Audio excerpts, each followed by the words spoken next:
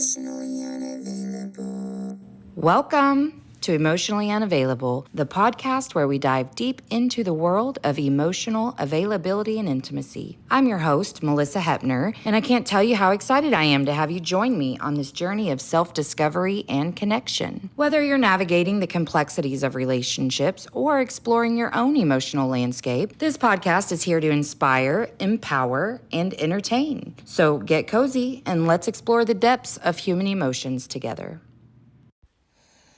Hello, today's episode is late. I'm sorry about that. So I'm going to hurry and do this intro and get it put up.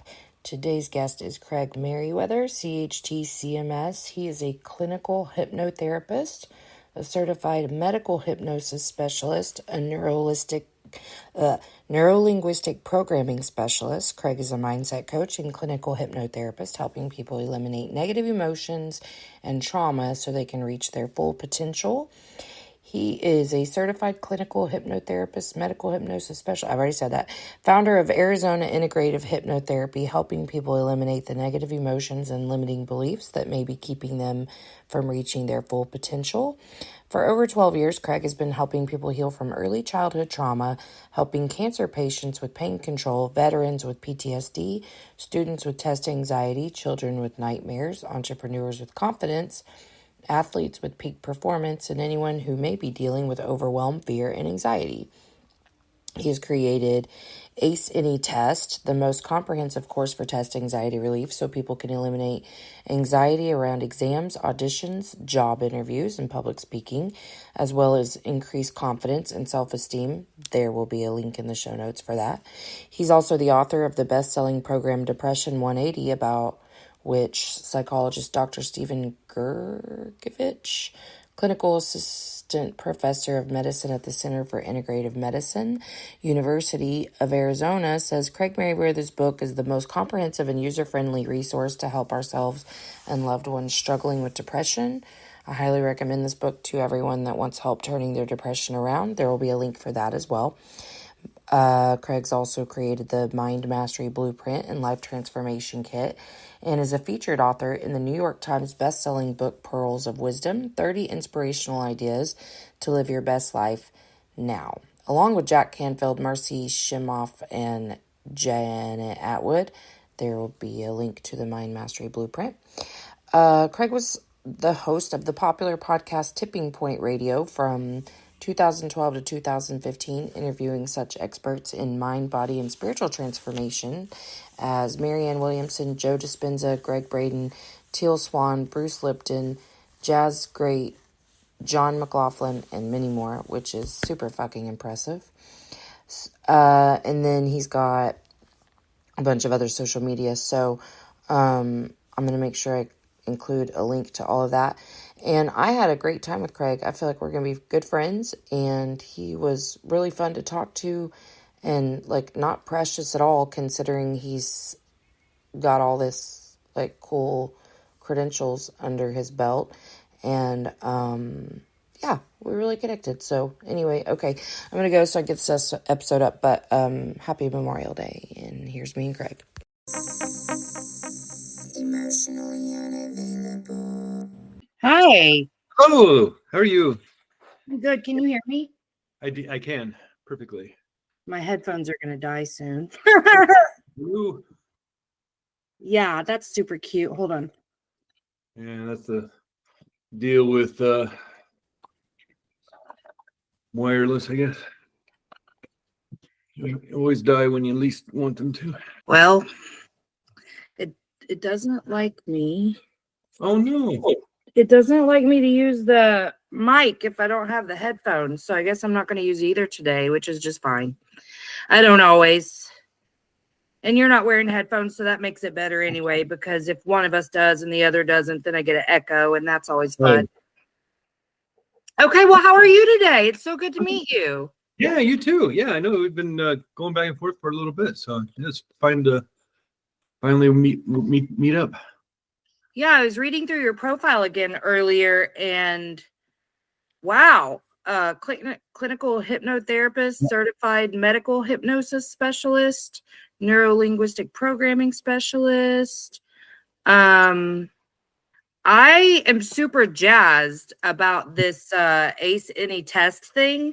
Oh, I'm going to try to get my kids into this because, I mean, I know it works. Like when I took my licensure exam, I had this programming really for a long time that I was just a terrible test taker.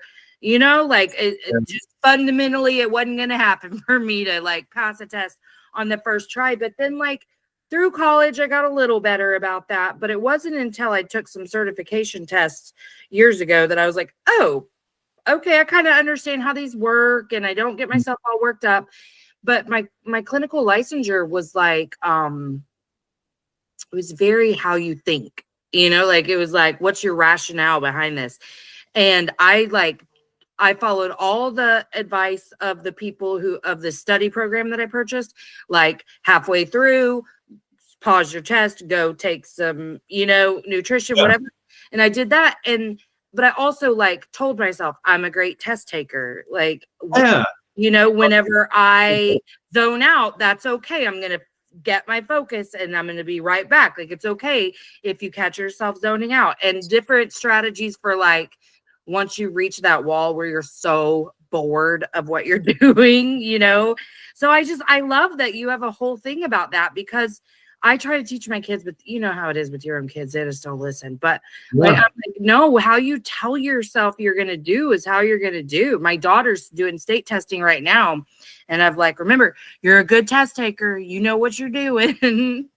Yeah, that's it. Exactly. And that could be a big part of the conversation. I mean, not just with tests, but with life in general. But I think people can identify with the whole test things. And whether it's a job interview or if you're a actor or musician doing an audition or giving a speech, you know, in front of a big audience, or TED Talk, or running the meeting, there's those nerves. And I've met people who are the opposite of you.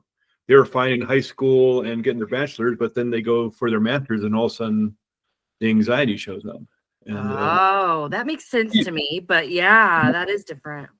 You know, they're getting in their 50s and 60s and want to switch, you know, retire and become a part state agent. They haven't taken a test in, you know, whatever, 35 years. Yes, it's intimidating. Yeah. And now they got to pass the, you know, real estate exam, or let alone easy. Well, and especially we hear things about different types of exams too that really psych us out, because I have never done realty, but all of the people that I know that have are like, oh my God, that test is so hard. That would psych me out so bad. I'd be like, oh, well. Because you're getting feedback from people who've had taken it, you know, let alone, I know a friend of mine's an auto mechanic, and they have to take certification or licensing for the state every 5 years or something, whatever it is. And it's like a 2-day test. I didn't know that. I thought it was just a one and done. No, he took it a couple of years, my age. He's in his late 50s, and he's had to take it a few years ago. And it was like over 2 days for 3 or 4 hours or something. Oh my gosh. Wow. Well, okay. So if we talk about mindset, this is the thing that, and I love mindset work. I love it. But where I feel like half of the people who are talking a lot about it are getting it wrong is the things that you believe came from somewhere. And we can't just ignore that and be like, all you got to do is, you know, like, sure, the root of a test anxiety, pretty easy to figure out. You can a couple shifts, that is very fast. And even I did a free coaching cycle with someone who offered it because she was on my show. And I was like, why not, you know? And it was about mindset. And we worked on like how to get yourself in the energy that you want to be in. Perfect. I don't have to go real deep and explore anything to do that, right? I just decide how I want to feel today. But I feel like there's this super masculine take on mindset. That's interesting. Yeah. If you look at the big motivational guy speakers, I mean, you know who I'm talking about. It's just very like blah, blah, blah. And I'm like, I don't disagree. And you can't bypass emotions to switch your mindset 100%. So what is your thought on that?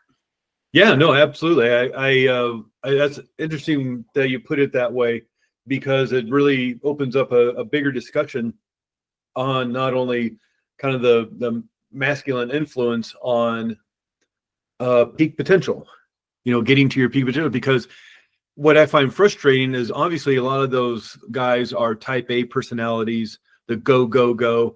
I mean, even Tony Robbins, and not to take away anything that Tony Robbins done, I've been inspired and motivated by him for the last 40 years. I mean, that guy started in the 80s, Right. 1980. But, you know, part of his deal is he has a infarcated brain tumor pressing on his adrenal gland in his brain. And so Does he it's like, really? yeah. Yeah, that's That why makes he's so much sense. like, yeah, that's why he's like 6'7" and 250.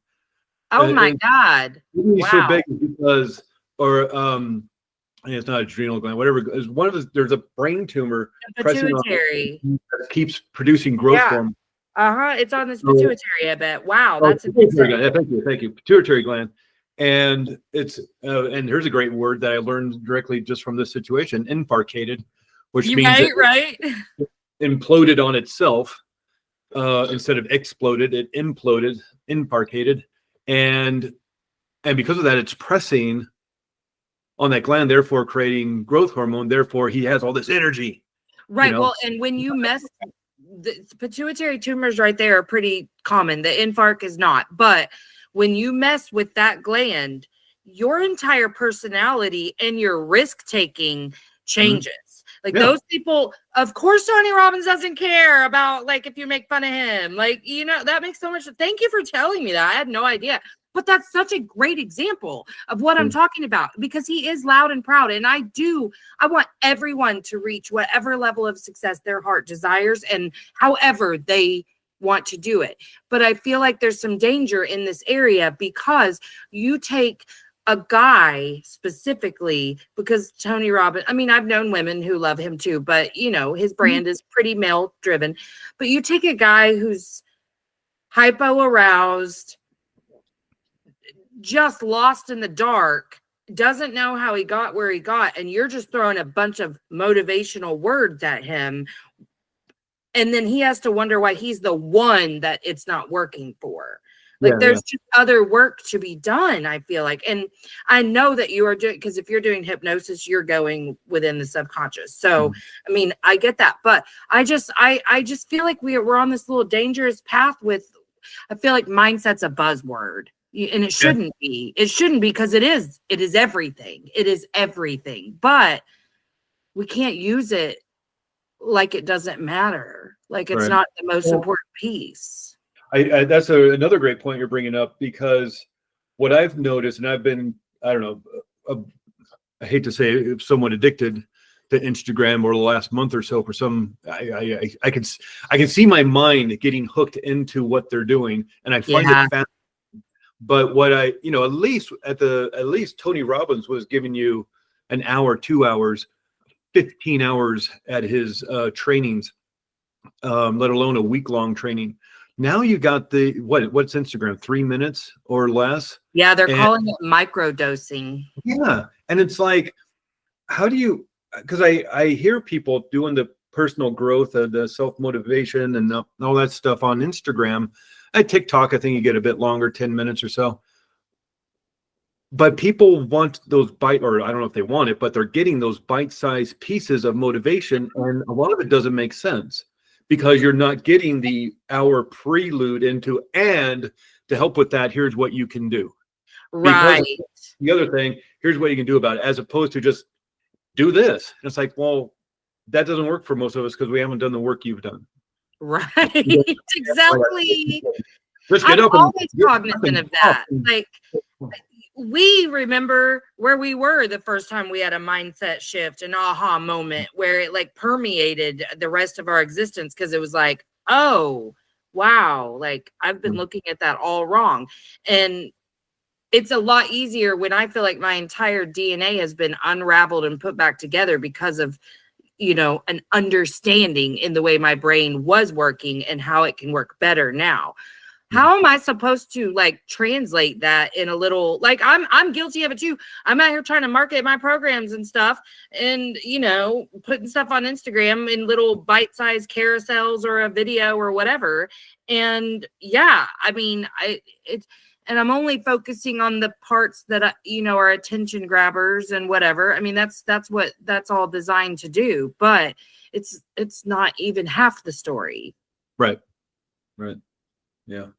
Yeah. And that's, I think the unfortunate part of, the generation that's growing up with Instagram and TikTok is, and I don't know how, because you read these studies that people have, or the new information, who knows if it's real or not. Right.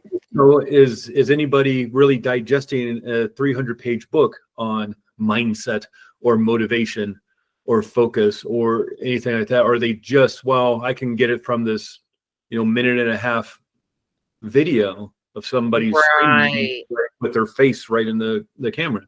That's It's so like, why true. read a book? Why I read a hate book? those videos. The super loud, screamy ones where they're like, acting like they're at a church pulpit. And I'm like, baby, this is not a revival. I don't know what you're doing up there, but it's not. It's working for you, and I can see that, and I can see some other people following you, but that's not for me. But even like, I talk about this way too much because I'm really not like talking shit, but like Mel Robbins throws out a phrase like "let them," and then I've listened to some of the Audible books, so she tries her best to explain it. But the thing is like just saying like "let them," and she even admits this, that when you just say "let them," you close off a piece of your heart to that person in order to like bear through the whole like, well, I guess they're just going to do whatever and I'm going to do this. But even the way it's explained doesn't quite explain what it means to be so full of yourself that you are okay not trying to make other people change their mind about you, or understanding that the things people do don't have anything to do with you. Like let them is a very catchy phrase, but it's not even a fraction of the information needed. Because you need that 350-page book to really dive in deeply, because people are going to experience that phrase and the consequences of that phrase differently, depending on the situation, depending on the person they're interacting with. And so you need some guideposts on how to handle that. Yeah, that's nice. Just say no. Stand up for yourself and say no. Okay, but there's consequences. Yeah. Saying no Yes. to your elderly mother who has berated you all your life, to your brother or sister, to your best friend who really takes advantage of you. There are consequences to doing that. Yeah, that probably feels good in the moment. What's going to happen in a month? And it's not to say maybe it's great. Maybe it's absolutely great stuff is going to happen as you put boundaries around you, and you need to have boundaries. But sometimes there needs to be some, by the way, when you say no, here are 5 possible reactions from that other person. They're not going to take it well, honey. And here's what you have to do when they don't. God, that's something new for me, actually. Like, those are things I knew. But as a person who's just really dipping my toes into the area of being vulnerable with people, like, it really has been a struggle. Not because I don't mind sharing stuff after the fact or whatever, but in real time when I'm struggling, to go ask somebody for help of any kind is still very tough for me. And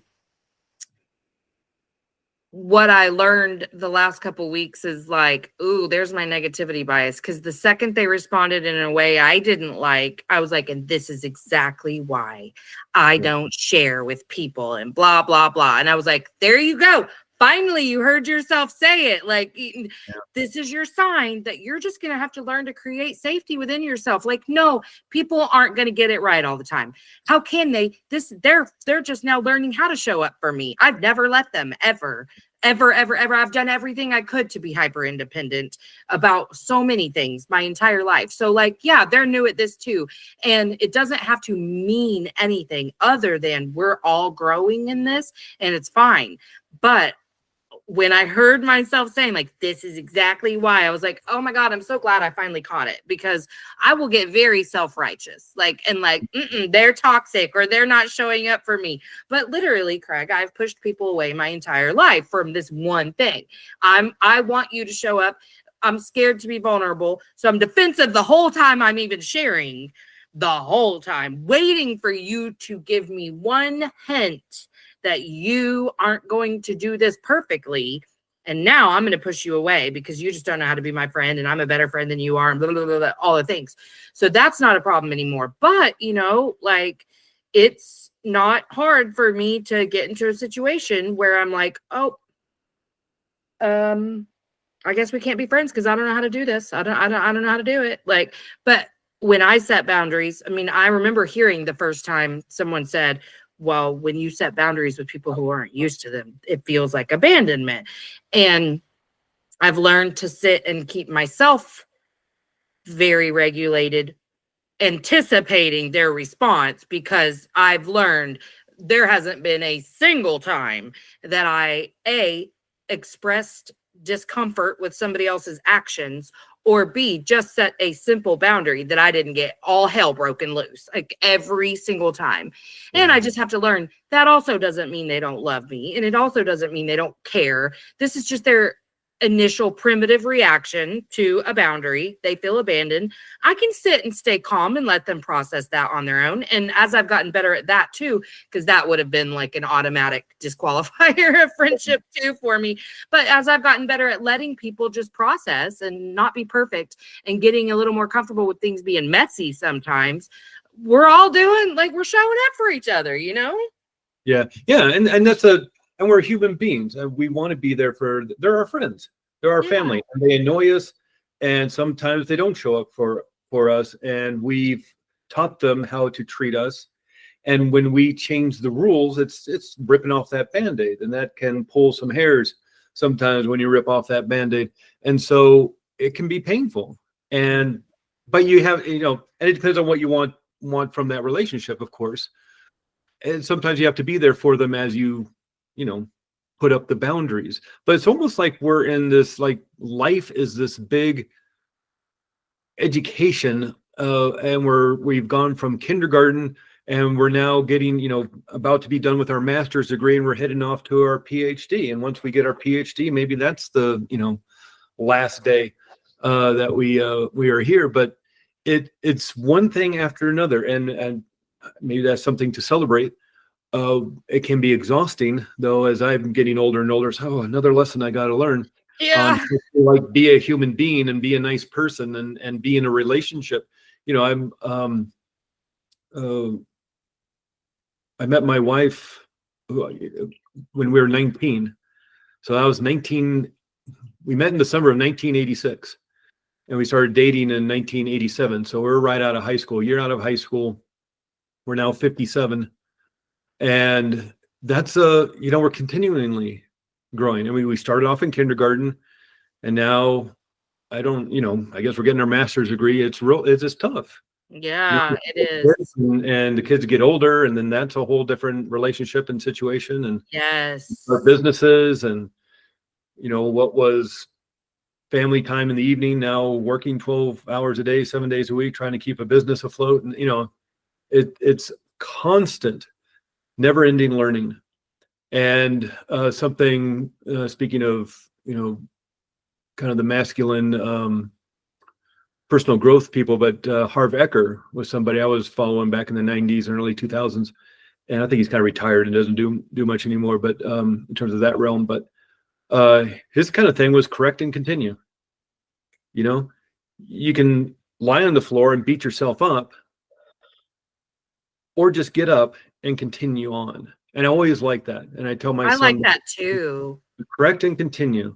This is lessons. And I tell people, but especially when we're working with them with hypnotherapy and things, it's like, you only fail if you don't get up.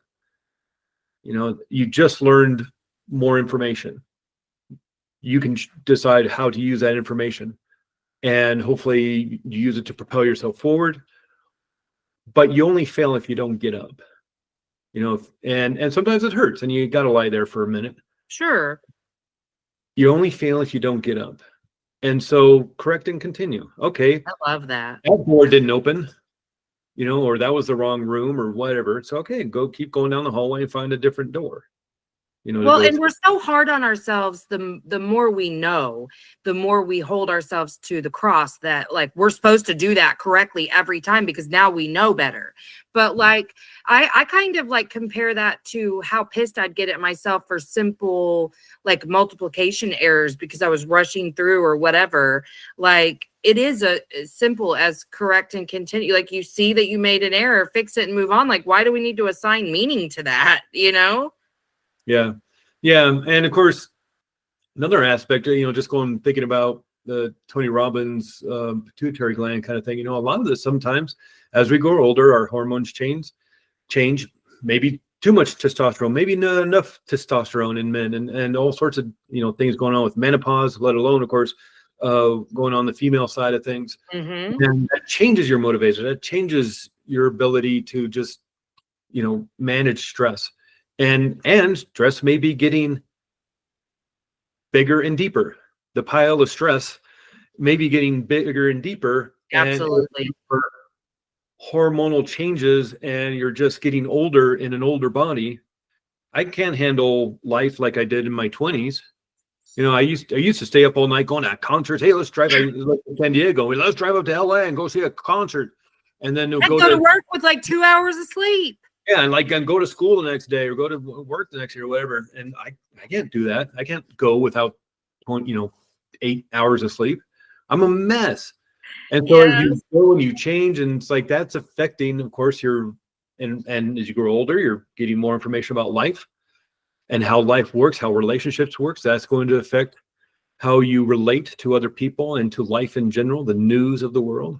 Yeah. And it's not just, and that's, again, going back to what we were talking about a little bit ago, that those minute-long inspirational videos of just go do it, and it's like, yeah, there's a lot of other factors involved that may not all just be mindset. Mindset's a big part of it, obviously.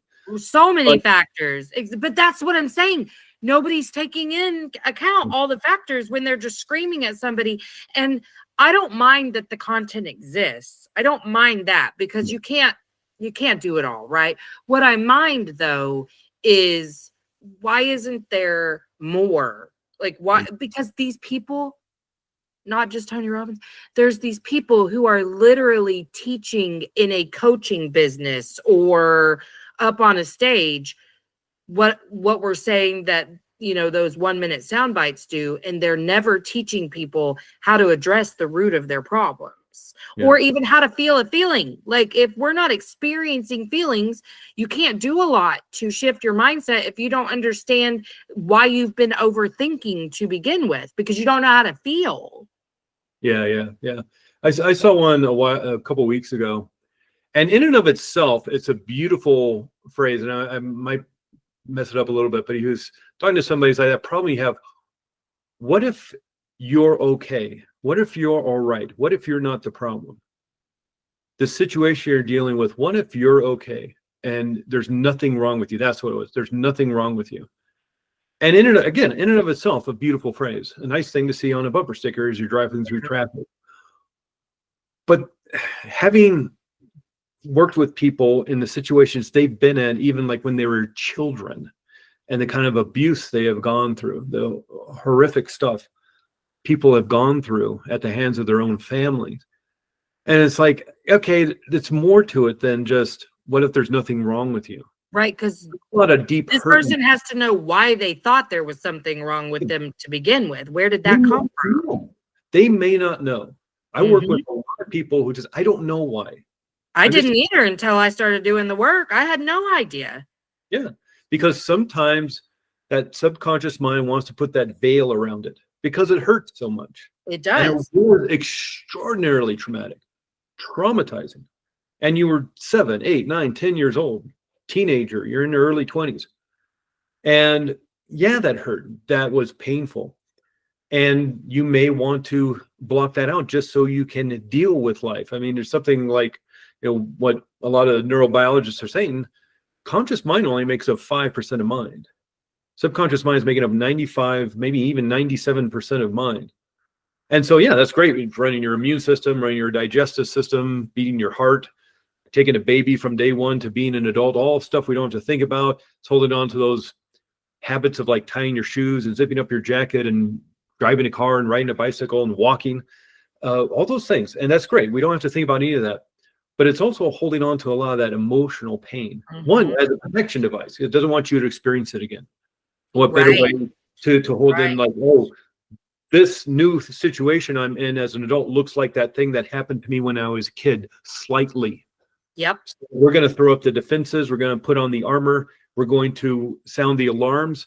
But instead of like pulling a fire alarm in a building and getting the sirens and the lights, we're gonna heighten up the feeling state of anxiety or anger or worry or overwhelm. And you may not know. I mean, it's like, how many times have you been in a building and the fire alarm goes off? You don't know what's going on. There's no Just fire in your yesterday, room. actually, yeah.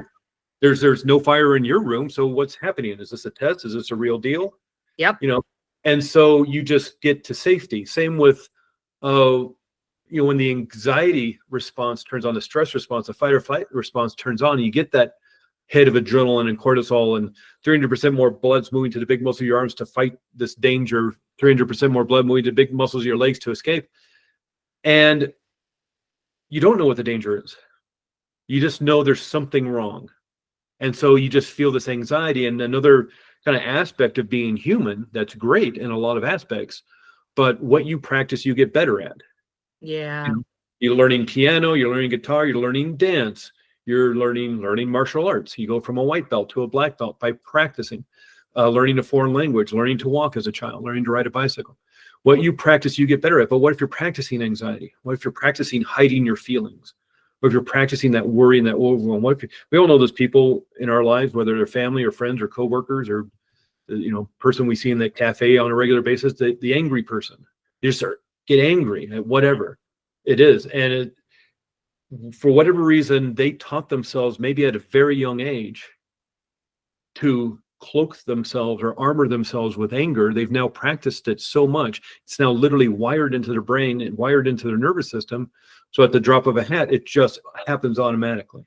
Just like we've seen, it's probably maybe seen those incredible videos of maybe the older people who were classical pianists in orchestras and things, and they have Alzheimer's or dementia or something.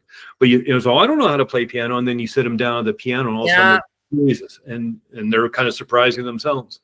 And it's just it comes from somewhere else, that subconscious part of mind. But what about that anger, or what about that overwhelm, or that worry?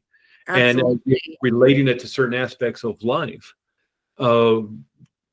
Certain aspects of life, if you're feeling anxious and worried walking into work, you're literally kind of anchoring and creating a spatial anchor around this building, around sitting at this desk that is anchoring that feeling state. And so you can train yourself just to be in a particular space, whether it's or someplace at home or and for good things too. Yeah. More people might remember this back in high school. Maybe there was that class you really didn't like. The teacher was awful, and the teacher didn't like you. You didn't like the teacher. It's an awful, awful class. You hated it. And so there was this dread walking into that room. And the desks are a certain way, and the bookshelves are a certain way, and the maps on the wall are a certain way, and the teacher's desk up front's a certain way. But then there's that class we really loved. You loved the teacher loved you. It was so exciting to be in that class. That class just flew by. And it was a different feeling. Walls, drywall, 2x4s, desks, same kind of bookshelves, same, maps on the wall. But there was a different feeling to those rooms. Right. And reunion, and the rooms were the same. You started walking down that hallway, you would feel that dread even 10, 20 years later, because you've anchored that feeling state to a particular space because of the practice of it all. And so a big part, I think, of, we were talking about mindset, big part of mindset, what are you practicing over and over again? Are you and especially with other people? We were talking about, boundaries that are important to set up for yourself, especially if you've been in a situation, of course, is more likely with family, but if you've had long-term friendships with people, and I'm talking about 25, 30, 40 years, maybe high school or grade school or something, shifting those boundaries can be hard because you've not only trained yourself, you've trained them as well. Yeah. I mean, it's like a dance. Mm-hmm. Yeah. You've each known the steps for so long, and now you're introducing a new dance, and there's going to be some kickback. Yeah. Yeah. It's hard to go from, Charleston to all of a sudden doing the tango.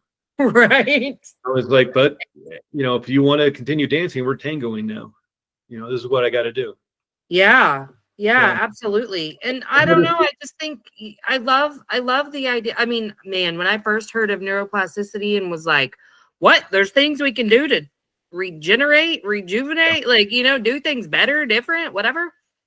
I love even just knowing that. But it's interesting how beautiful our subconscious is, that you introduce a new concept to it, and maybe it's not gonna like do it the very next time to the full extent. But I remember for me, like the thought slowing after a new concept was introduced, the next time it came up, just being like, wait a second, I can hear the narrative behind what I was thinking now. Like there is a core belief here, but it was like this small little, interruption from my subconscious going, hey, remember you said the next time this comes up, this is how you'd like to respond. This might be a good time to practice that. Like it, because I was very committed, because I was a very, very, very reactive person. I woke up in a state of survival. I went to sleep in a state of survival, and I had no idea how to fix any of it. So I was relying on the finite amount of self-control and discipline and motivation that we have every day,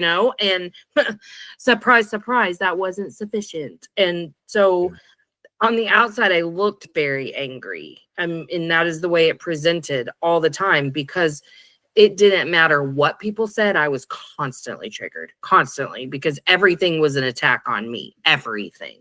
yeah. And that's just not only exhausting mentally and emotionally, but it's exhausting physically. Yes, I mean, it was. maybe a lot better in your teenage years and in your 20s. When you start getting your 30s and 40s, let alone older than that, and it's exhausting to have to constantly deal with that adrenaline rush, to have to deal with that anger, deal with that anxiety and that fear. Yes, there's a real crash. And I tell you, that's why I'm guessing majority, and I'm talking probably 85, 90% of the people I see are 30s, 40s, 50s, and older. I see people in their 70s and 80s. And very rare, I do see them, but it's very rare I see somebody in their early 20s, let alone a teenager. Yeah. Occasionally, a 9-year-old or 10-year-old, and that's usually because they're dealing with nightmares or something like that. But in terms of actually doing, let's say, more mindset work, like we're talking about mental work, the emotional work, very rare to work with a 20-year-old. And let alone somebody who's really going to take this super duper seriously. Okay, I'm so sorry. My elderly dog has been left outside and is barking. So now my baby dog is barking. I'm going to have to go get, because no one's responding to my text. So 1 second. Yeah, sure. No worries. Okay, so sorry about that. I was like, why are they not getting this dog? All right. They probably set up Okay, some. so why do you feel like 20-year-olds are not who you're seeing? I think, one, they may not have the information available to them. Occasionally I'll see a commercial, or a hypnotherapist will come across my feed in Instagram. And like I was saying before, I'm finding myself watching it too much, just trying to understand it, maybe so I can jump on board myself or something. I don't know. But I think when you're getting your information in sound bites and 3-minute or 10-minute increments, because when I was in my 20s, I was struggling a lot with depression and anxiety in my teenage years. And so in my 20s, that's how I found Tony Robbins and some of these other people. I was reading the books. Mm-hmm. Going to the library, I knew exactly the sections I needed to go to, like the number code. I knew what the number codes were. And so I'd just walk to that section. I'd walk to the new section. I'd walk of the new books that just came in within the last month or so. And I knew what numbers to look for. Mm-hmm. And I'd go to the shelves, see what books had been returned. And I read books. And it's not to say that's just what you did. I mean, we didn't, especially in the 80s, the internet really didn't get going in 96, 97 with your 14.4 modem, and really didn't get kicking until, the early 2000s.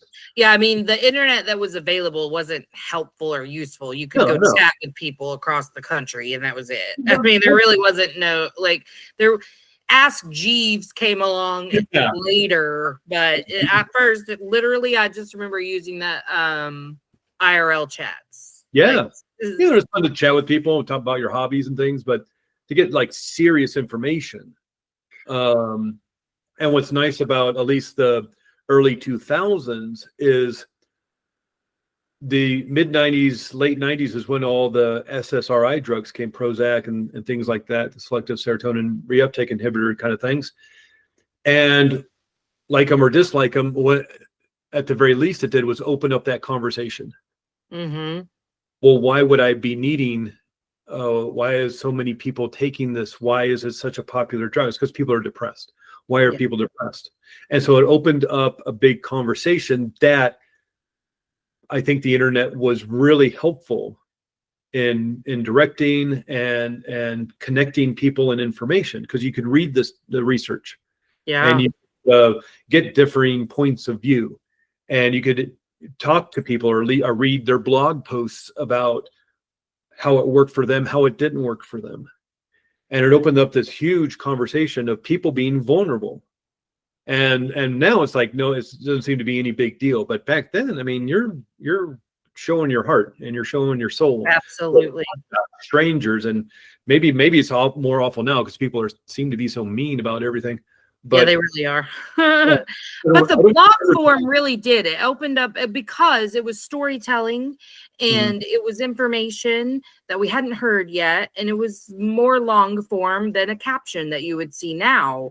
And I think that the sound bites have a place if you're somebody who, like my entire feed is that. I started curating my Instagram feed for self-help stuff years ago. But even when I first learned about trauma, unrelated to veterans and their PTSD, but like all of us can have trauma, I found Dr. Nicole Pera, the holistic psychologist, and it really did change my life because I understood now that this was something happening, a process happening within me, not because I was inherently bad or unlovable, but she talked so much about nervous system regulation, but did not talk about how to regulate emotions or experience emotions. So I still triggered overthinking causing more triggers, just back and forth, reciprocal all day, every day, just not knowing how to stop it. Yeah. And I think, when I was dealing with my depression, it's the 80s, kind of early 80s. And basically all you had were books or talk therapy. And so it's whatever you could find in the bookstore, wherever you could find the library. And, if you wanted to go to talk therapy, go talk therapy. But, a teenager's not really going to understand how to do that. We had the yellow pages. And a lot of that stuff's word of mouth. Hey, who's the therapist you go to? And it's like, that's how you understand that. So really it was just books way into the 90s and then a little internet, and then a lot more internet as the 2000s got going. But you had this more long form information. If you really wanted to understand it, you had to read the entire book, because the ending may finally, tie together everything you read in the previous chapter. So you had, obviously if the book's not for you, you don't read the book. But I would go. Right, but if it was, you go get more. Yeah, learn more on this topic.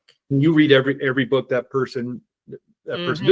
Maybe they have workshops. Maybe they're more like a Tony Robbins kind of person, or Mel Robbins or something, and they have workshops or they have classes. And nowadays you can take them online, but back in the day you had to go to a town near you, and they were very expensive. Yeah, and that was a big thing. And now you got your telesummits and your webinars and things like that. But back in the day, it was more long form. If you wanted to go workshop, you may have had to drive to the next big city and stay there for 3 or 4 days and sit in some of those Harv Eker workshops are like 8 a.m. to 9 p.m. Break and a dinner break. And it was it wasn't like you're just sitting in a chair writing notes. Right. It was exciting, and there's fun music and break up into small groups. But you walk out of there thinking, okay, I can do this. I have a plan. But it took like 36 hours. Yeah. All together. let alone and having already read his book, having already taken his online class. And so let alone spend a week in at a Tony Robbins thing or something, or whoever's doing the class.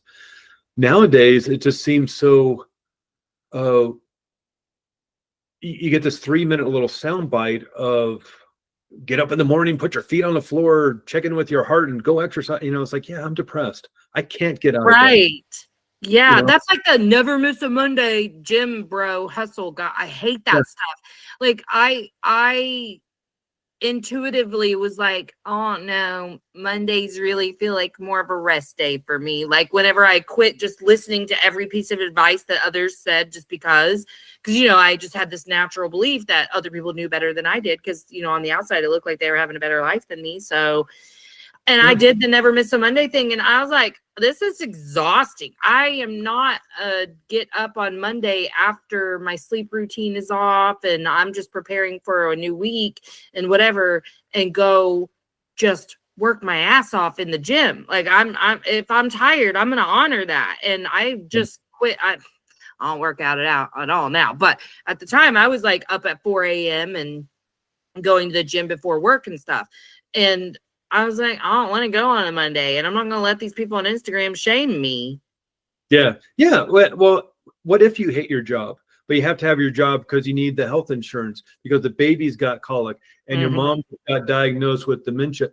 Life can be difficult a lot of the times. Yes. And just seeing these people with their fancy cars and their fancy rings and their in shape bodies and dancing around and making $100,000 a week, you're like, what?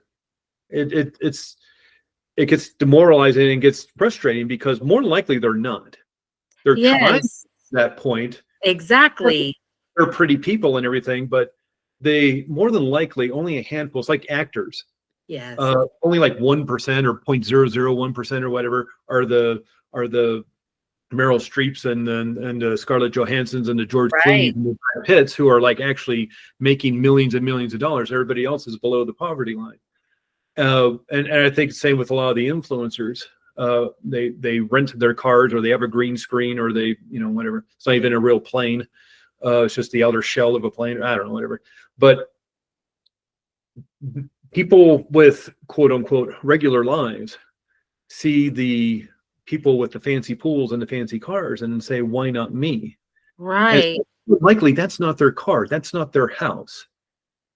And if they did get to go to Coachella for free, it's because they're just like throwing tickets at everybody who they think might give them some good press. Right. Exactly. Well, and what I've learned through being an entrepreneur is it's a fake it till you make it world out there. It's presenting yourself as if you've already become the thing you're trying to become.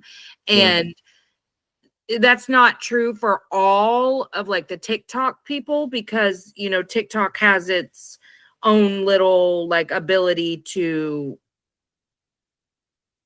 showcase and highlight and give people some money just for some pretty ordinary things. But Instagram, for sure, these people who are pretending, I've learned to see right through it. Like it's kind of like when you learn that not all research is actually like sound, like when I took a research class in grad school, they were like, we did a study. We had to create our own study. It may have even been undergrad, but we had to create a study. And so I don't know why we chose this, but we wanted to see if there was a correlation between religiosity and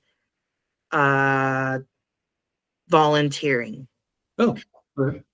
I don't know why we chose that, but that's what we did. So we did our own survey. We handed them out ourselves, had to stand out the student union, blah, blah, blah. Well, at the end, we go, so there's not really any succinct data saying that there's a correlation between, she goes, oh, let me teach you something. We call this massaging the data. She's like, if you add these two columns together, that does outweigh this column. So you can say, religiosity does impact volunteering. And I was like, Okay, I'll do that for this because it's not like I'm publishing this paper. I want an A, like whatever. But in my head, I've never let it go because I'm like, great, I will never trust any research again to the full extent that I did before learning that, because people are massaging the data in all kinds of ways. Yeah. Yeah. And sometimes they get called out on it. But I think there's so much out there. I remember one of the coolest things I saw somebody do. If you know Amy Cuddy, she did the power poses. She has Yes. the third most popular TED Talk of all time. So if you go to, I don't know what it is, tedtalk.org or tedtalk.com or whatever it is. Yeah. If you go to like the most popular TED Talks, you'll see Amy Cuddy and it's power poses. And she did the research. She was Harvard Business School. She does all the research about how, whether it's the Wonder Woman pose, the Superman pose, putting your feet up on the desk, like pretending you're smoking a cigar kind of thing, that this will actually have changes physiologically within your body and create more confidence, create more, more strength and power into your muscles. And she wrote these papers. He did this big, huge, popular TED Talk, and she got slammed. I'm guessing more likely just because she is a woman who was popular in science, but she got slammed. And I think scientists just like to do that. They see something they don't like and ridiculous, so they won't actually look into it. But she got slammed for the way some of the research was handled. And there was two people on the paper. One of them just kind of slinked away, and Amy Cuddy's like, all right, I'll do it again. And so what's fascinating about people, that was proven that what didn't work. It's like, well, there were some arguments about maybe the way some of the studies were done. So she did it all again after her TED Talk and proved it was right. So she took all their arguments, said, thank you for the constructive criticism, although I will accept that feedback. Thank you. You're right. Maybe I could have done that better. Let's do it again. And so she found another research partner, did all the research again, and proved her results exactly the same.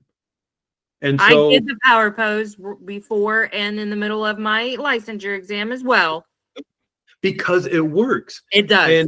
And if you're going to do a job interview or go on a first date, meet the in-laws for Thanksgiving, do a presentation. If you got to give the big speech at the conference, you're going to do a workshop, you're going to do a breakout session, you got to run the meeting at work, you're looking for investors for your business. Why not set yourself up just like an actor before they go on stage or in front of the camera, just like a athlete before they walk up to the starting line or walk up to home plate or walk up to the mat before a gymnastics championship or something. Put yourself in state. Just notice who you are in the moment. You may be nervous. Yeah. This is a new situation. You may be asking for $1 million for your business. You may be 500 people out there and you have to give this speech, or you really want this part in the play or the movie or the band you want to join, let alone taking a test if you're going to be a lawyer, a nurse, a doctor, a real estate agent, or graduate. And put yourself in the state of the person you want to be. And just, do that with life too. Yeah. But it takes a little bit of effort. But what if you sat in your car before work? Maybe you don't so much like your job, but in the moment you need the health insurance or you just need the money coming into your bank account, and that's what's there. All right, that's the situation you're in. Who do you want to be? And create that person in your mind. There's your mindset change. Sit in your car before you, and we all have our parking space. It may not be marked as your park, but you always park in that same place. Yes. So sit in your parking spot, or maybe change your parking spot because maybe you're associating as you drive in. It's like, absolutely. Change your parking spot, change the stuff on your desk, change the pictures, change the calendar. You have a calendar of Paris, put up a calendar of Hawaii. Change the chair you're sitting in because there's a certain feel to different chairs.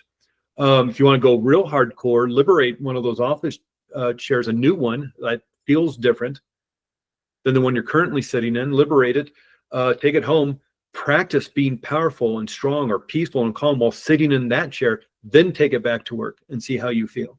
But in your car and just like, okay, get to work a little bit early, 5 minutes early, sit in your car for 5 minutes or 10 minutes if you can.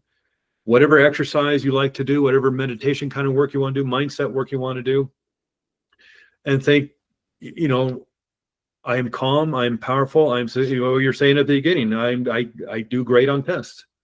I do great at work. I'm not going to let that idiot from accounting annoy me today. Or if that person from accounting comes up to me about the budget, here's how I'm going to handle it today. If it doesn't work out that way, correct and continue. What can you do tomorrow to make it? But why, and reset yourself at lunchtime or at 3 o'clock or 4 o'clock. Absolutely. And reset yourself before you walk back into home. Yes. You know, crappy day. You had crappy drive home, the traffic and the lines at the store. Why don't they open up another check stand?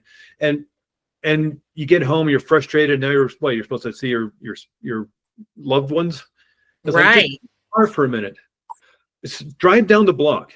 Sit in the park or whatever before you walk in, because they'll see you in the driveway and they'll come running out. Mommy, let's do this, do that. Just find a nice place a couple blocks away so they don't see you. Let it go. There's a gazillion. Go on YouTube. There's a gazillion techniques on dealing with stress and tension of the day. Reset yourself before you walk into home, and then the next day, get up, do what you need to do as you drive to work. Park in that space, maybe the new space that you've picked. I'm going to be strong. I'm going to be powerful. I'm going to be calm. I'm going to be peaceful. I'm going to be awesome. Change how you feel in your body. Change your body. Amy Cuddy, watch that TED Talk of Amy Cuddy. Change how you are in your body. If you want to change your mindset, want to change your state, breath and body, just change your body. Roll your shoulders. Stay back. Maybe make it look ridiculous, and do the Wonder Woman pose. Or whatever the power pose is. Do two or three jumping jacks. Not enough to really get sweaty, but get the blood going. Yes. And see how awesome you're going to be. You open the door with your right hand, start opening the door with your left hand. I don't know. Go through the back door instead of the front door. I wonder too if poses would help, like on those days where you wake up where you just have like very low energy. I wonder if that would help to. Yeah, I mean, what's a pose, because the nerves, the information flows both ways. Obviously, when you touch that hot pot, that signal goes from your hand up your arm into your brain and says, "Hey, you're touching a hot pot. Let it go." It goes back down. I did this the other day. I grabbed a spoon that happened to be over a flame on the stove, and I didn't know it, and so I grabbed it, and it just I didn't think about it. It's just, oh my god. Yeah. So the information goes from your body up to your brain, as well as from the brain to the body, and so use your body to communicate to your brain. Yeah. The reason why Amy Cuddy did all that research, or the reason she was interested in it, is because she felt that using your body could literally change the chemistry within your brain.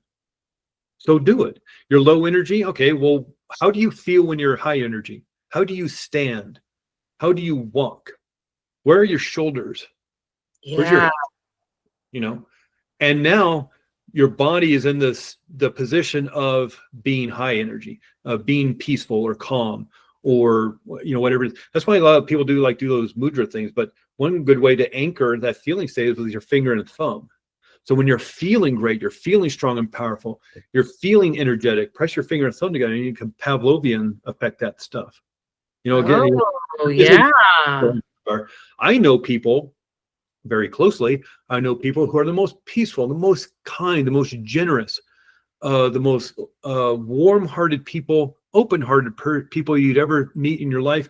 You get them on the road, they are the most hateful, angry people you've ever met. And they are training themselves to be in this little capsule. Yes. Sitting in this certain seat with their hands on a steering wheel. And they are training themselves through body, through emotion, through mindset, to be angry in one certain situation. There are idiots other places in the world, not just on the road, but it doesn't bother them. Only when they're in the car.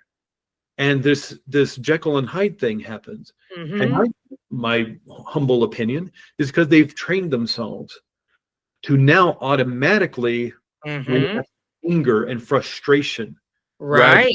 Peace and calm of, well, people are just people, and sometimes you have to give them a break because they're going through a hard time. And yeah, that's the rest of the world. But what happens when you're in the car on the road?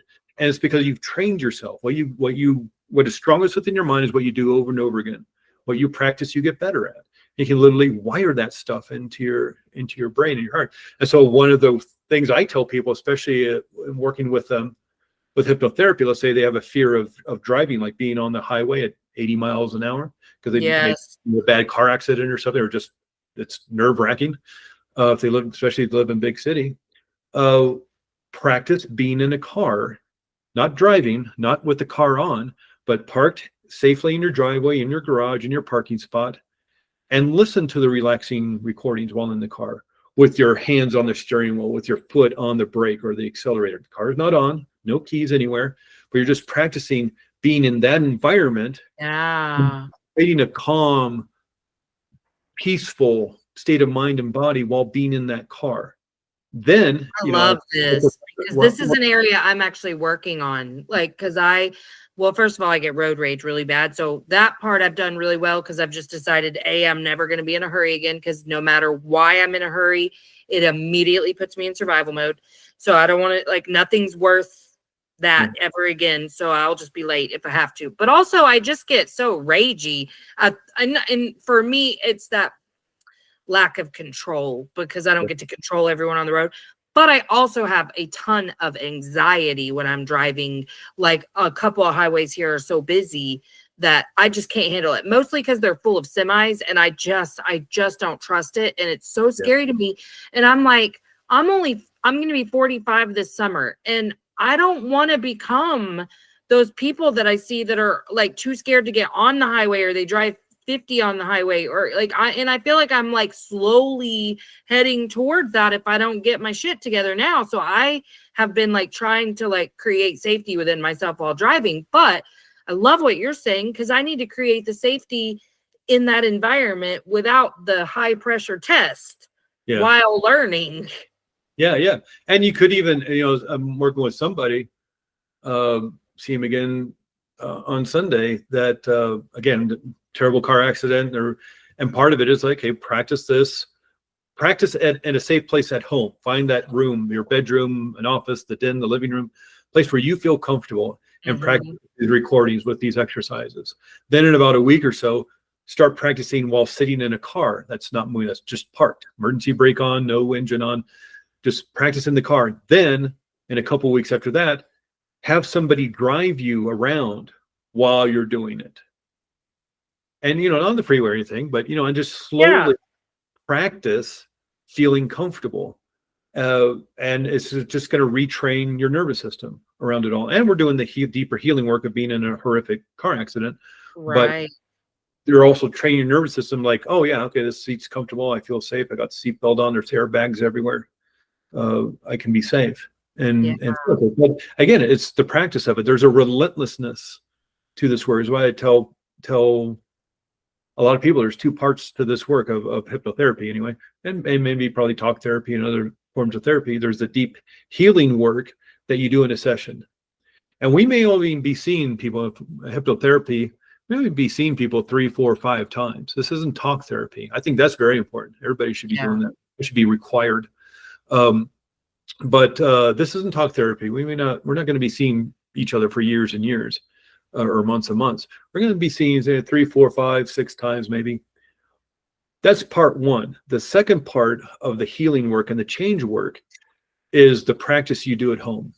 What you practice, you get better at. And if you want that black belt in joy and happiness and confidence and peace of mind and body, of calm, of strength and power, whatever it is you're looking for, you can have it. But there's practice to it. The Dalai Lama still meditates every day. The guy's 90 years old. And if you think anybody was to have it down by now, you think it'd be the Dalai Lama, but he's still practicing. But you read his books. Here we come back to books. Read his books. He talks about the anger and the despair and the sorrow of what's going on in Tibet. Chinese government is still bulldozing down his monasteries, still building roads and railroad tracks and arresting his monks and torturing his monks. And Dalai, he's a human being.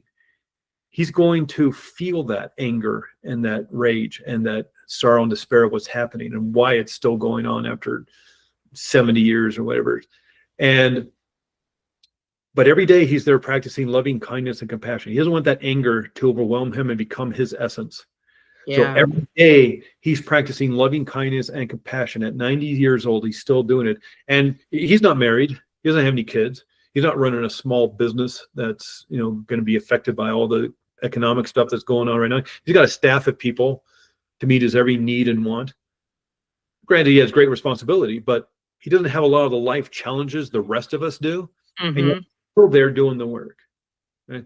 We talk a lot about Tony Robbins. There's that documentary about him, I Am Not Your Guru.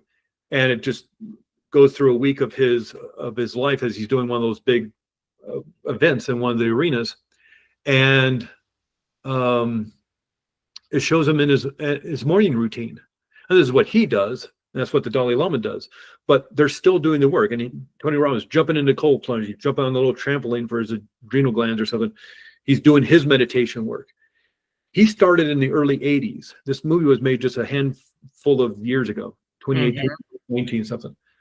He's still doing the work. 40 years later, he's still doing it. Dalai Lama, 85 years later, the Dalai Lama at 5 or 6 years old, he's still doing the work.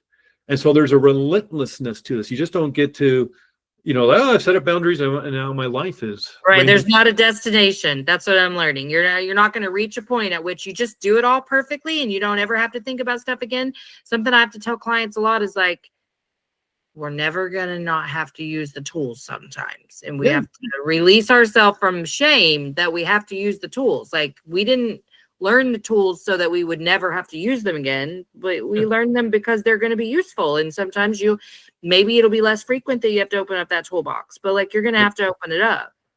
Yeah. You can get a black belt and, somebody who gets a black belt in Taekwondo or Judo, they're going to have a big ceremony. They're going to have a big party. They're going to celebrate. And that very next day, that black belt's going to be in the dojo practicing. Yep. In a safe place, right? They're not out in a dark alley looking for drunks to go. Right. They're in a dojo with pads and mats and people who are watching out for them. Wearing the big helmets and whatever to practice. Yep. And black belt, that 10th degree black belt in Taekwondo is going to be in the dojo the very next day after their ceremony, getting his 10th degree black belt. He's going to be practicing, or she's going to be practicing, and it's relentless. Yeah. I mean, you might be old enough to remember Jack LaLanne. He was before Richard Simmons in terms of the health. Oh, okay. Richard Simmons is more mine. Yeah. It was in the 60s and 70s. It was Jack LaLanne, and he was on Merv Griffin and Dinah Shore and Johnny Carson and all that. He'd talk about health. He was a vegetarian. He was a juicer. First, like big time vegetarian anybody had ever heard about. And he was buff and powerful, and he had his own line of gyms, the Jack LaLanne gyms. And you get his blender at Kmart, the Jack LaLanne blender. And he did a big birthday celebration every year where he would hook himself up to a harness and pull rowboats with people across the lake. He'd swim across the lake pulling people with rowboats. That was this display of power. He was working out the day before he died at the age of 96. Holy crap. But you just don't get to go to a personal trainer once and work out at the gym twice and you're in shape for 50 years, eating whatever you want to eat. Right. You got to work out. I mean, multiple, and doesn't mean you have to go to the gym or anything. Go find a dance class, go up a mountain, ride your bicycle, whatever you want to do. But you got to work out go dance. You got to work out your body. You got to eat right. You got to watch what you're drinking.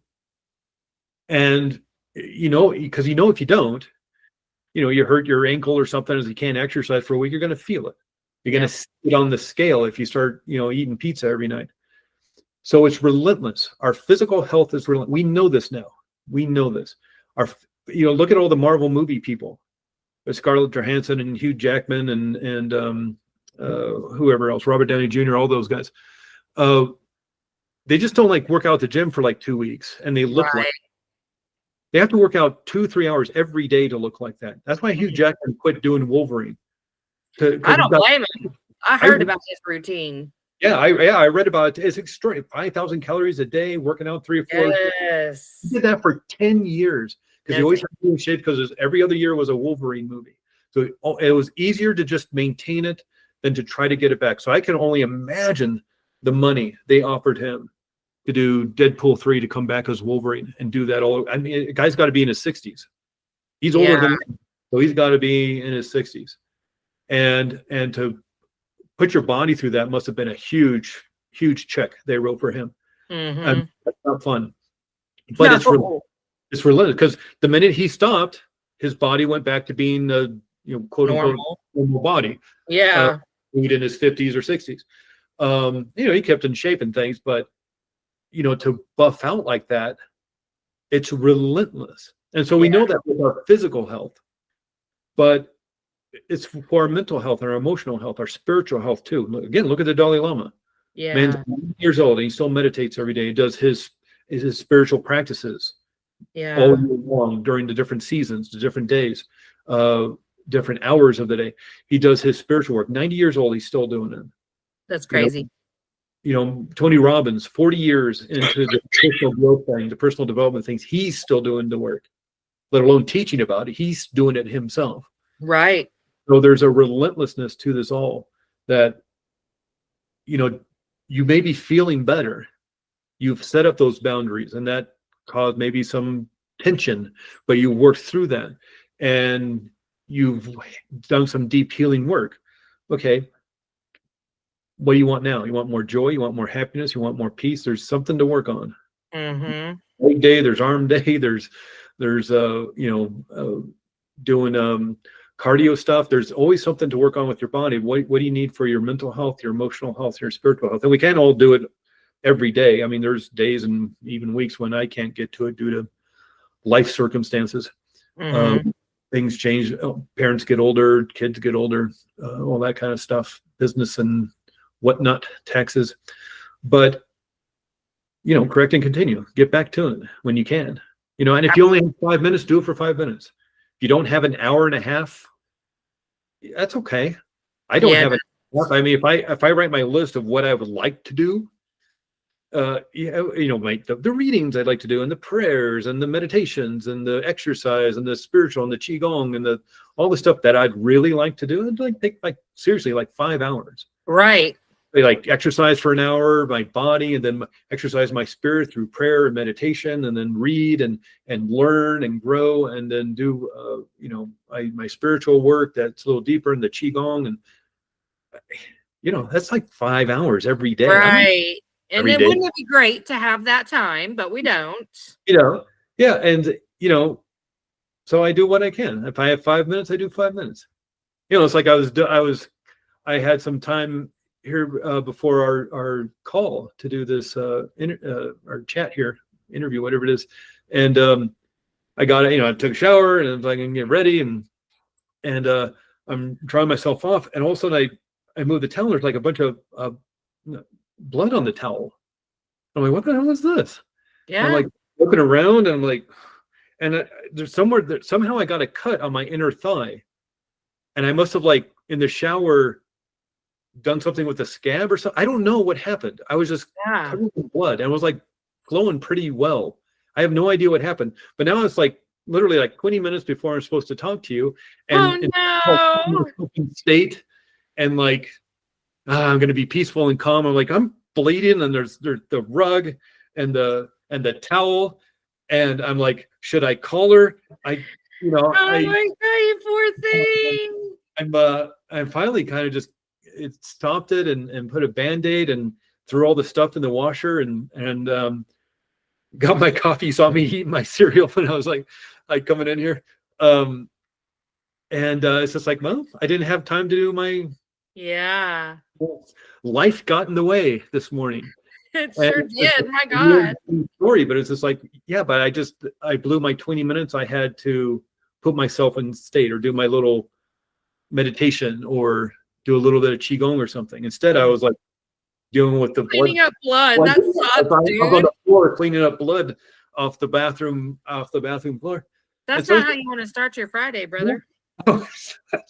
And but it's just the example. Sometimes life has different ideas. Absolutely. And I love this because this is what I've been teaching people through. I created this little workbook. I had a membership program, but it was draining me, so I stopped it. But in that, I did a course called Surviving the Shit Show.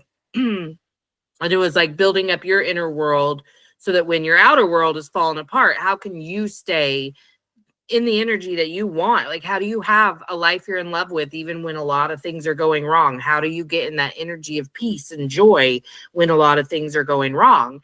And when I experience a new trial and then I get through it on the other side, I'll recognize maybe this time I white knuckled a little bit too much through it, and I should have been a little more present and practicing instead of just relying on my subconscious to do the work for me. And I'll notice I'm bracing, I'm tense, I'm, and then as the tension leaves, I can then realize, like, oh, I was not doing those things, and here's how I can do it better next time. But I also did a building emotional hygiene course, because people just don't realize, like, you have to stay present, which is the only way to have a good life.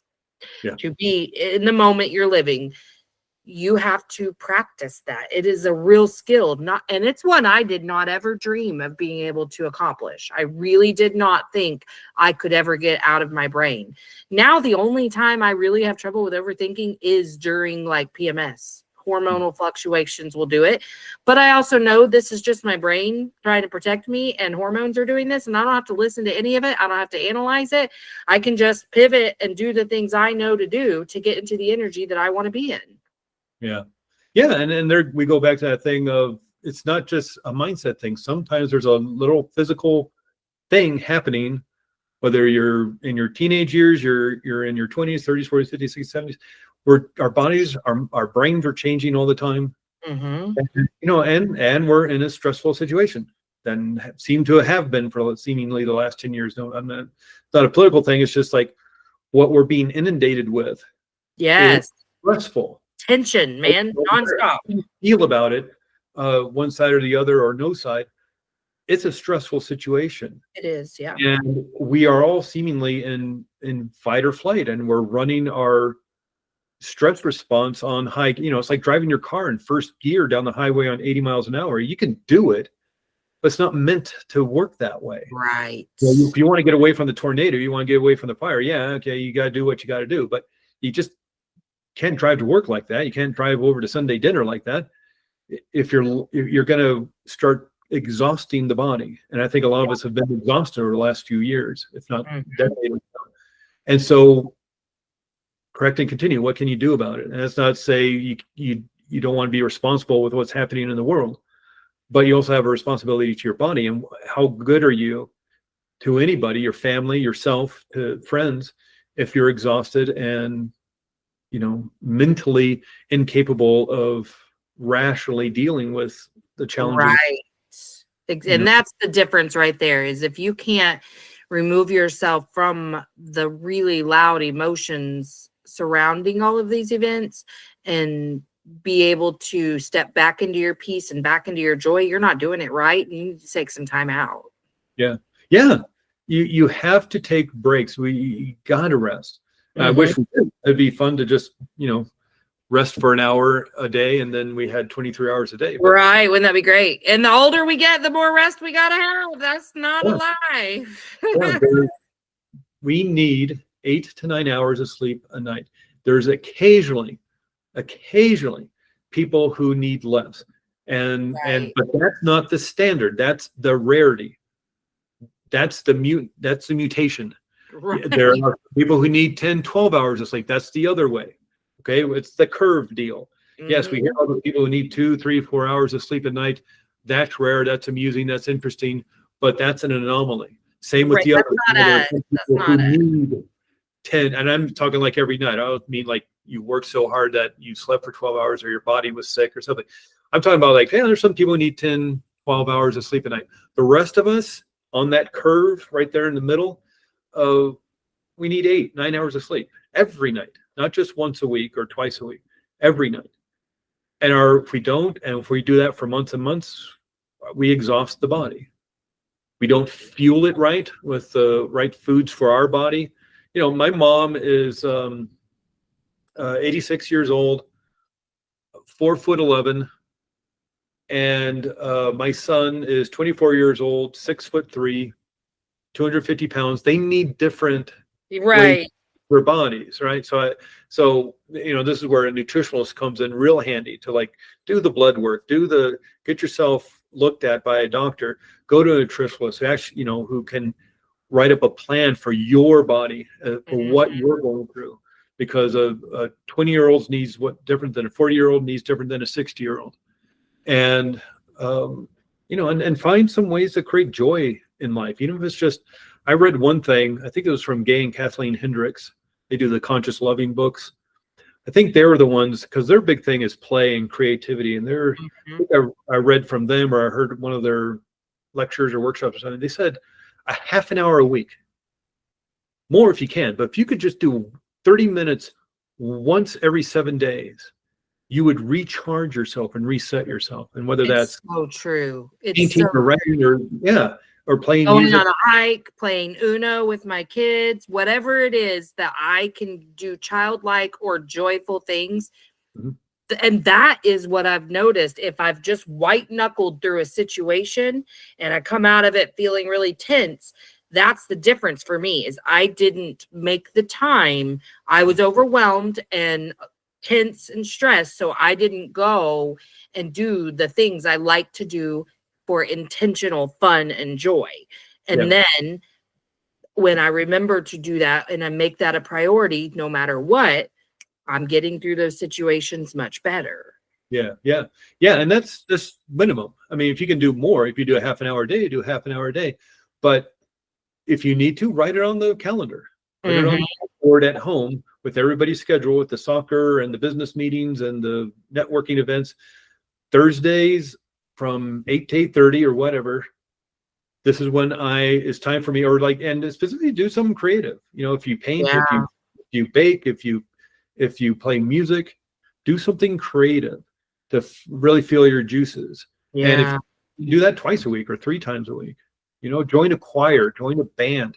There was one of the favorite things I ever heard was there was a group of the elderly at a kind of a rest home kind of thing, kind of a assisted living kind of place. And they all sort of kind of knew how to play instruments. So they created a punk band called One Foot in the Grave. And they literally went out and played shows at punk clubs.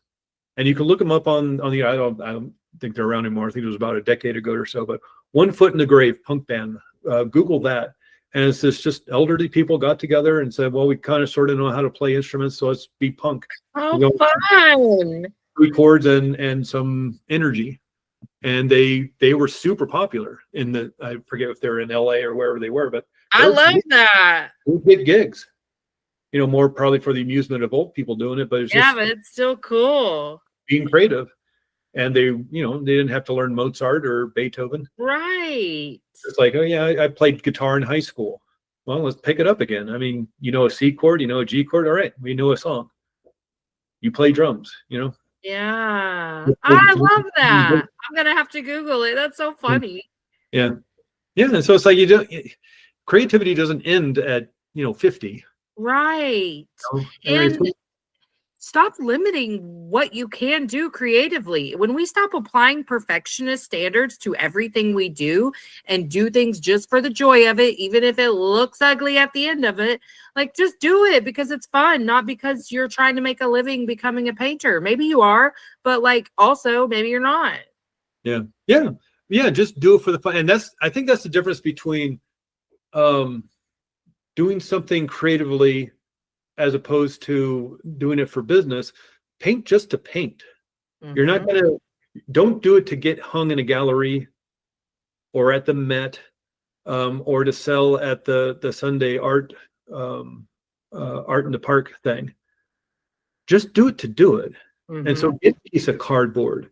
You don't have to buy a $200 canvas from the artist store. Find a piece of cardboard or just go to a store and get a piece of, I don't know, pressed board or something. You don't have to be expensive about it. Yeah. And I know there's and if you just want to practice, get a cheap piece of board or cheap piece of cardboard. We have at the dump at the landfill, you have a thing where you can donate your paint. Yeah.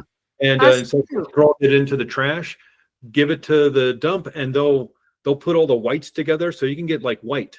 Yeah. Or like, they have some primary colors, and then so it's like, well, here's some blue, here's some yellow. Go, and it's free. That's so You cool. get yourself I like never knew what they did with it because we have that too, where you can dispose of your paint like that by giving it to them.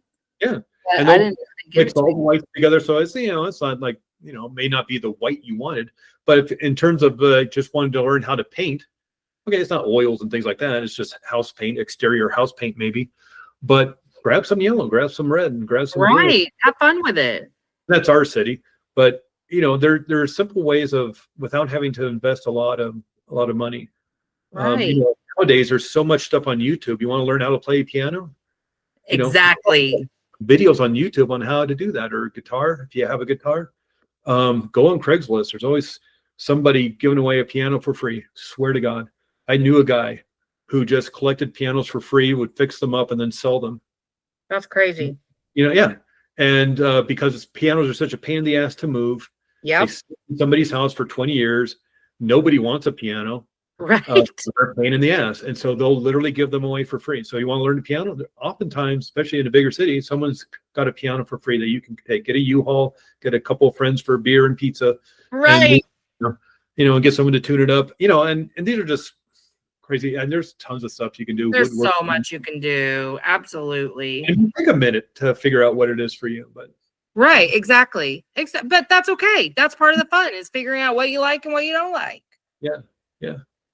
Well, thank you so much for coming on today. Is there anything that you want to say just as a final piece? I think the main thing we've talked about it a lot already, but what I like to leave people with is just, again, what is strongest within your mind is what you do over and over again. What you practice, you get better at. And so there's a relentlessness to this work. Of course, again, we know that with our physical health. That's a known quantity right there. But what about your mental health and your emotional health? You were just talking about brain elasticity. It's like you can change.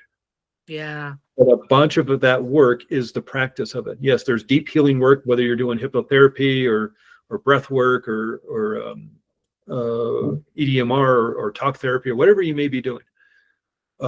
First off, congratulations and good on you for taking care of yourself like that. That's part one. Part two is, what are you going to get a black belt in? Mm-hmm. What do you want? Joy? You want happiness? You can have it. But sometimes, it takes a minute to get that high kick to the head when you're doing judo. Right. You got to make your kung fu strong by practicing. So you got to practice joy. You got to practice happiness. You can have it. You can literally wire yourself. You have been joyful in the past. You've been having, maybe it was when you were 5 at your birthday party. Maybe it was 10 when you had that sleepover. Maybe it was 15 when you went to Disneyland or whatever with your boyfriend or girlfriend. But there's been times when you've been very happy, very joyful. So it's wired in there somewhere. So you just maybe have to dust it off. Mm-hmm. But the practice of it, the Dalai Lama still meditates every day. And that doesn't mean you have to meditate, but just like find something. You got to do something. Yeah, absolutely. If you have 5 minutes, you don't have 2-3 hours like the Dalai Lama gets because of his staff of people. If you only have 5 minutes, do something for 5 minutes.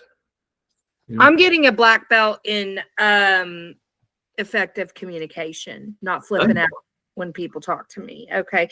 When they don't receive me the way I expected them to, or when they don't give me the feedback I wanted, I'm going to stay calm. I've been working so hard at it, and this just gives me more of a framework. So it just makes me happy.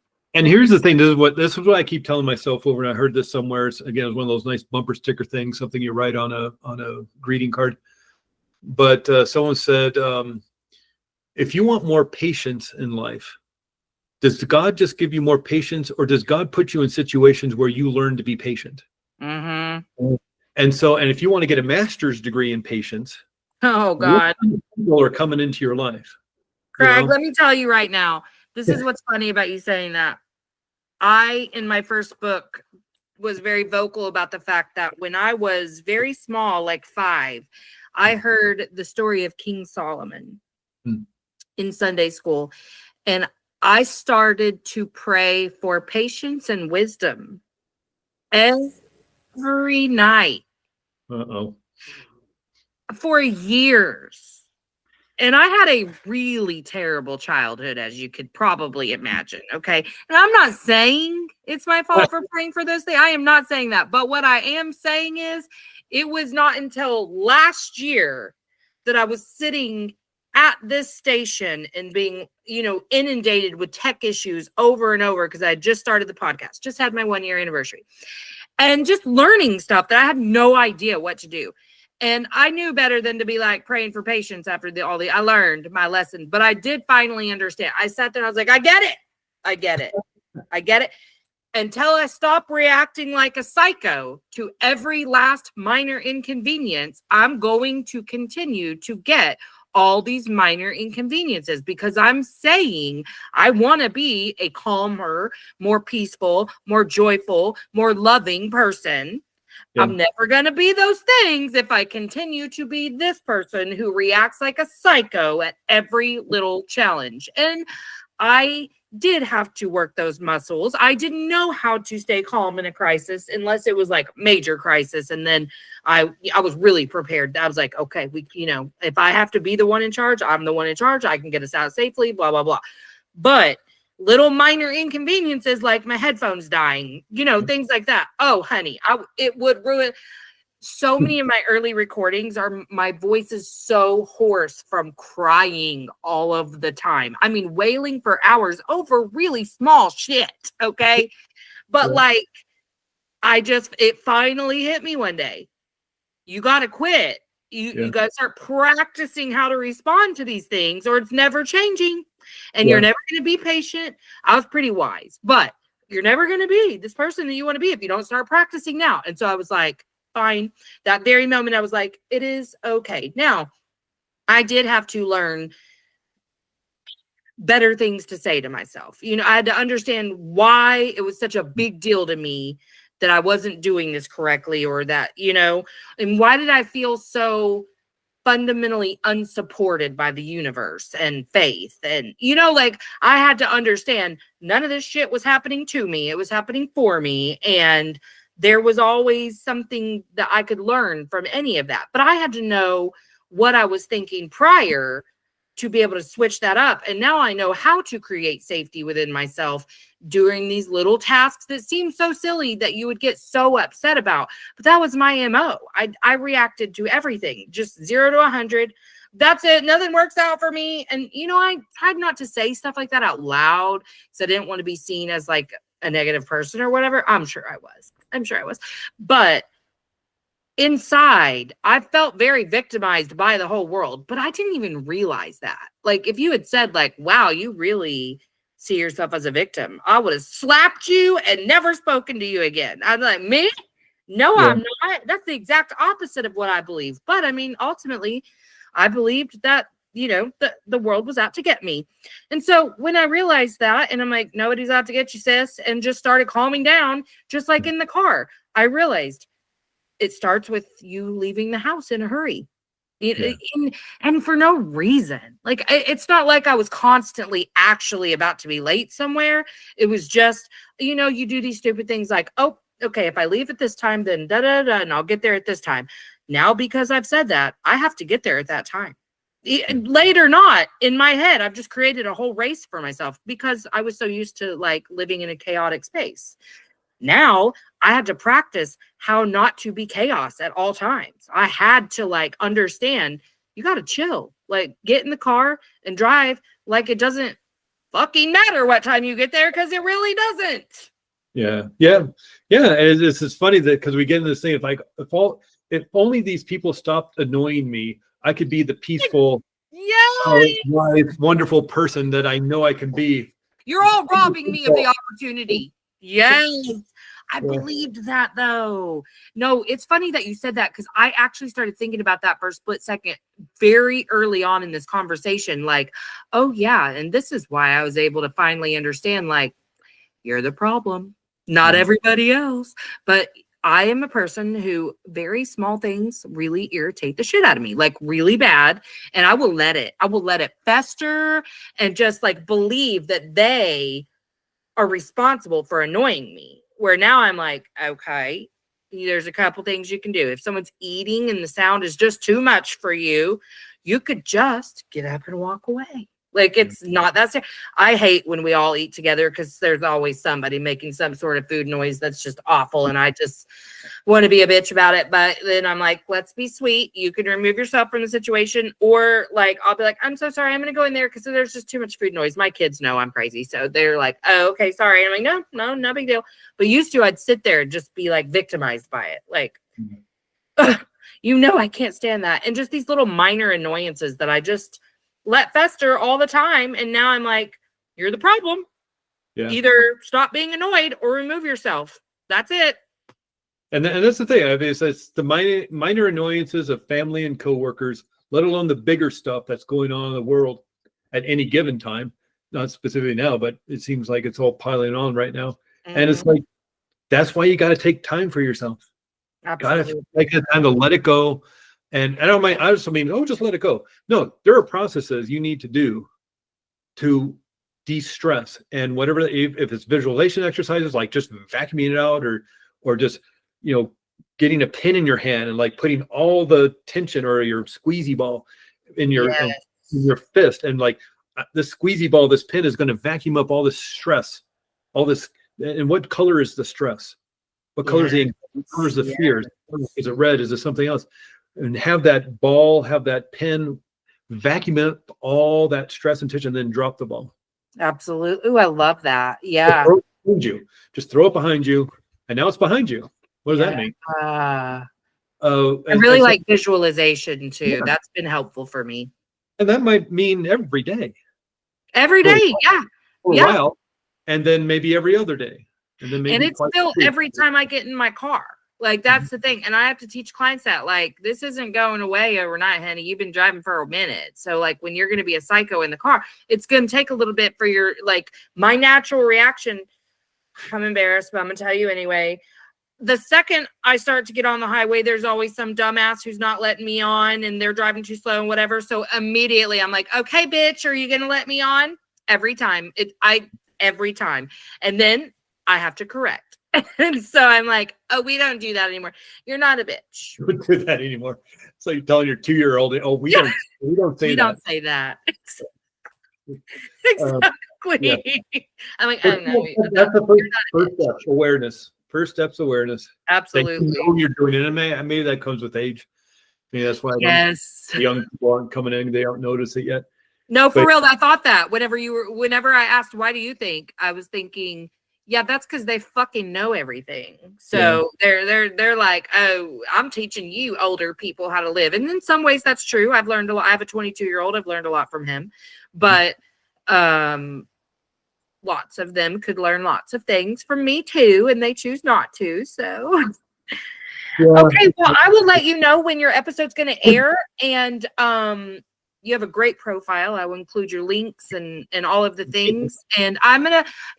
So you're on Instagram. I like to add the person as collaborator the day that I like make a post about the episode. So I'll make sure I find you before then and follow you. Okay. Well, I hope you have a fabulous Friday, and it was really good to meet you. And I'd love to stay connected and collaborate. Perform. I always try to make that offer because, I'm looking for my people. Yeah, let's do it. All right. Have a great day. You too. Have a great weekend. Bye.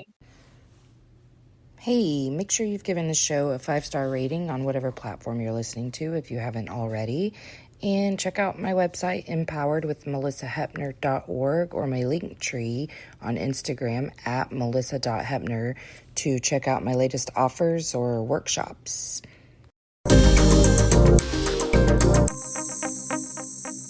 Emotionally unavailable. Emotionally unavailable. INDEPE and cut.